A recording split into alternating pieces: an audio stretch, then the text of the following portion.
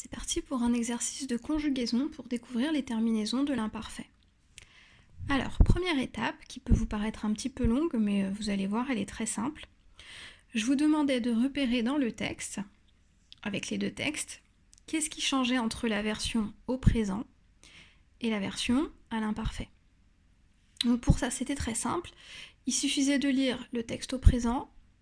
Je m'appelle Snoopy, je suis un chiot. Le texte à l'imparfait. Je m'appelle Snoopy et lorsque j'étais un chiot. Et de noter toutes les formes verbales qui changent. Donc par exemple, je suis, ça devenait j'étais. Ok ? Et vous faites ça pour tous les verbes.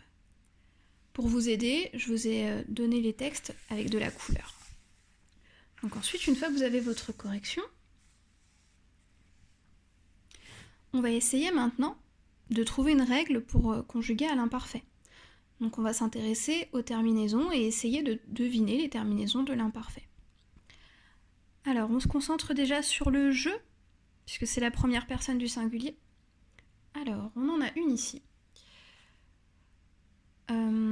Je suis, on voit que ça devient j'étais. Et ça se termine par AIS. Alors peut-être que la terminaison de l'imparfait pour je c'est AIS. On vérifie, il faut quand même le trouver sur d'autres phrases pour se dire que c'est ça. J'ai, ça devient j'avais, AIS. Je fais devient je faisais, AIS. Je voulais, AIS. Je détachais, AIS. Je grimpais, AIS. Et en fait, vous vous rendez compte dans tout l'exercice qu'avec je, la terminaison de l'imparfait, ce sera toujours AIS. Donc super, on en a trouvé une première. On continue. Alors pour tu, eh bien vous n'aviez pas de verbe conjugué avec tu dans ce texte. Donc vous allez devoir imaginer et peut-être deviner vous-même cette terminaison. On se concentre maintenant sur il. Mon maître prenait. Mon maître, vous savez que c'est du masculin, singulier. On peut le remplacer par il. Donc il prenait AIT. On se dit tiens, peut-être que AIT c'est la terminaison de l'imparfait pour il. Il faut quand même le vérifier sur d'autres exemples. Il me lavait, AIT, il me brossait, AIT, il me bichonnait, AIT. Ok, donc là, on peut valider notre hypothèse. Avec il, la terminaison de l'imparfait, ce sera AIT. On regarde quand même pour la suite. Mon maître me lançait, c'est bien, c'est encore AIT. Il ne savait pas, toujours AIT. Et pour l'IDA, alors, par quoi on peut la remplacer ? Eh bien, c'est un chien femelle, c'est-à-dire une chienne. Donc on peut la remplacer par elle, au singulier évidemment, puisqu'elle est toute seule. Et ça donnerait elle me retrouvait, ça se termine aussi par AIT. Donc tout va bien. On a vérifié notre hypothèse. On reprend un petit peu pour le singulier. On a dit qu'avec je, ça se finirait par AIS. Avec tu, à vous de deviner. Et avec il, elle ou on, ça se terminera par AIT. On va maintenant regarder la première personne du pluriel, c'est-à-dire nous. On en a un tout en bas ici. Nous allons, et ça devient nous allions à l'imparfait. Alors on va se dire, tiens, la seule différence c'est un i qui s'est rajouté. Ok, donc peut-être que la terminaison de l'imparfait c'est IONS.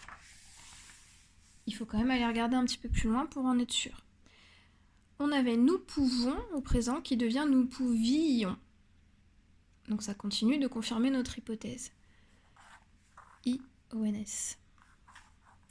Nous oublions au présent, ça devient nous oublions à l'imparfait. Donc une fois de plus, on voit bien qu'on a rajouté IONS. IONS aussi pour nous étions, IONS pour nous prenions. Attention, pour les verbes comme oublier, qui ont déjà un I dans leur radical, eh bien, ce sera un petit peu étrange peut-être, mais il faudra bien noter les deux I. Le I du radical, n'oublie, et le I de l'imparfait, IONS. Pour vous, eh bien, vous n'aviez pas d'exemple, donc vous devez également le deviner. Et on termine avec la troisième personne du pluriel, il au pluriel ou elle au pluriel. Alors, on avait ici des chiens du quartier. Des chiens du quartier, puisque c'est masculin et pluriel, on peut le remplacer par il au pluriel. Donc des chiens, c'est comme il, et on obtient venait à IENT.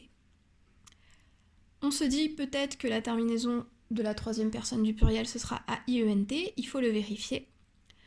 Juste en dessous, vous aviez disait-il, il au pluriel, et on voit bien AIENT. Donc effectivement, notre hypothèse est vérifiée. Alors voici la correction. Pour je, AIS. Pour tu, ce sera également AIS.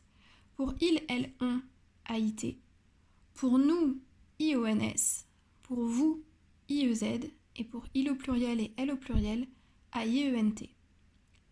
Et voilà, maintenant vous savez conjuguer à l'imparfait.